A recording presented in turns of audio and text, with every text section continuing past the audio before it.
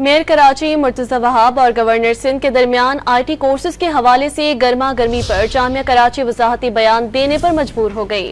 ترجمان جامعہ کراچی نے واضح کر دیا کہ یونیورسٹی اور گورنر ہاؤس کے درمیان سرٹیفکیٹ سے متعلق معاہدہ ہوا لیکن عمل نہیں ہوا۔ تفصیلات عمران احد کی اس رپورٹ میں۔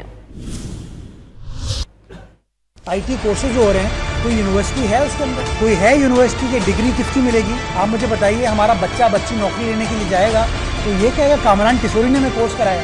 میئر کراچی مرتضی وہاب نے گورنر ہاؤس میں ہونے والے آئی ٹی کورسز کی سرٹیفیکیشن پہ سوال اٹھائے تو جامعہ کراچی نے وضاحت جاری کر دی۔ مرتضی وہاب نے گزشتہ روز ہونے والے پریس کانفرنس میں گورنر ہاؤس میں ہونے والے آئی ٹی کورسز کی سرٹیفیکیشن پہ تنقید کی تھی۔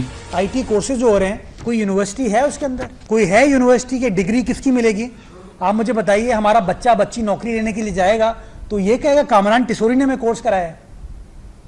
کوئی کراچی یونیورسٹی ہوگی، کوئی سر سید یونیورسٹی ہوگی،